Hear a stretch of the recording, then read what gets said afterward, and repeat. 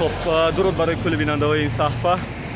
ما در یک روز گرم تابستان که ساعت از 15 میگذشت، یعنی به 16 نزدیک بود و خدمت رسانی بانک‌های ما تا ساعت 16 یعنی خدمت رسانی مبادله اسعار. و در سال رشد سیاحی اگر یک سیاح خواهد که همگی $10 خرید کند، شما ببینید که با چه مشکلی ها روبرو میشود که در یکی از خیابان‌های مرکزی در نزد بینای سیرک هستند و تقریبا همه بانک‌های کشور در این میدان نمایندگی و یا حتی مرکزشون است. به مثال اگرینیت بانک، اوریون بانک، امانت بانک، بانک بین الملل، اسخط، ایمان و هر بانک دیگر.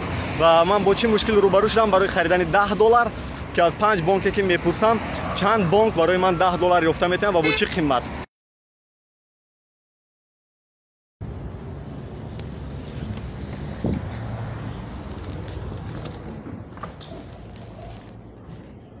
سلام آقا جان، دلار دارید؟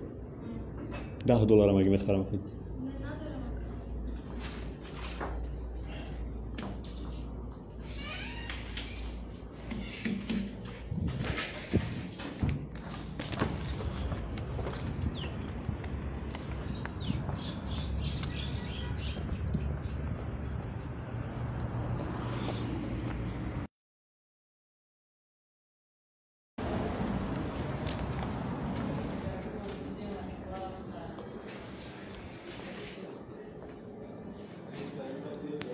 سلام آقا، دلار داره؟ $10 هم اگه. سلام آقا جان، $10 داره که برای خریدن؟ چند فروخته است؟ چند؟ نه $10 چند میشه؟ چه دکن؟ به پاسپورت نمیشه؟ ها؟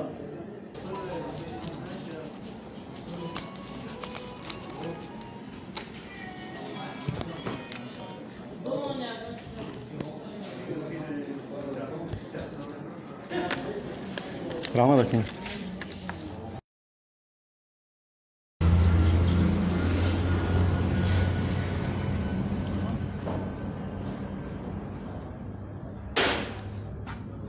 $10 دارید؟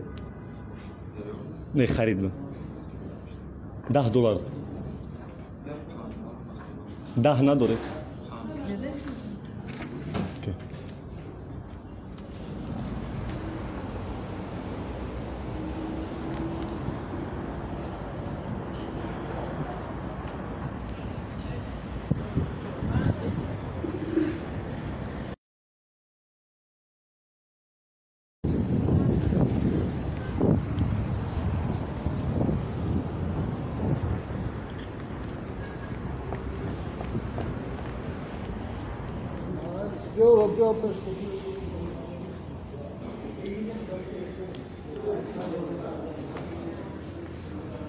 سلام آقا جان، انتقال چیز کجا است؟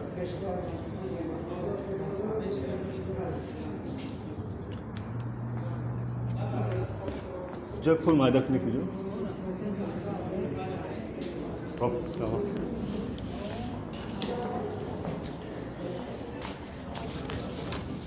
سلام آقا، $10 داره که؟ $10 برای خرید.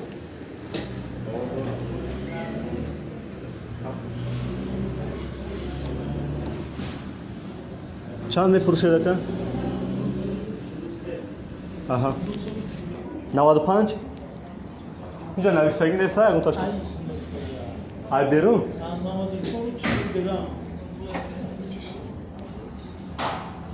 تعداد $10 هست.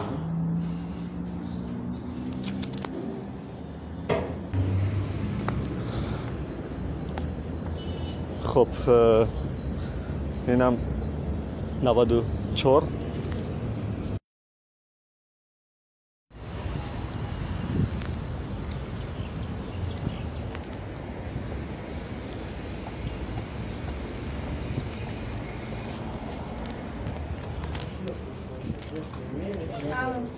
السلام. سلام. خوب میکنه. $10 داره؟ $10 هم اگر که. چه امانت بانک نیست که جمعه دیگه.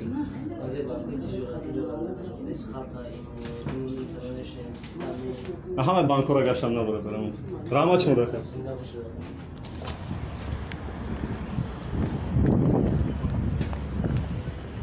خب بیننده عزیز، شما خودتون دیدین در مدت همگی 20 دقیقه یا 15 دقیقه که من با 5 بانک، یعنی حتی با یک بینای سربانک اگرینس بانک وارد شدم و من فقط تونستم از اگرینس بانک دو $5 خرید کنم بیابم و یک $10 از بانک بین الملل و در این برابر بانک اسخاتا گفت که نداریم دلار. بانک امانت بانک حتی نمایندهش گفت که در بانک های تجارتی می شود، یعنی امانت بانک امروز تقریبا یعنی صاحب اساسی بانک ها به یک حساب بعد از بانک ملی بگیم که تمام خدمات رسانی بانکی را اونا میتونن بزیمه بگیرن بگید بانک های تجارتی دارد. و خب بانکی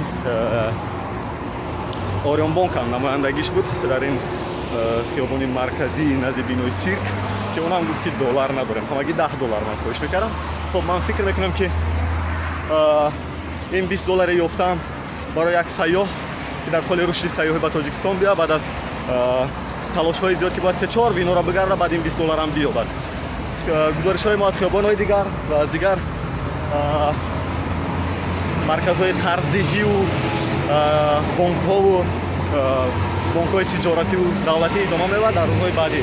انتظار باشید.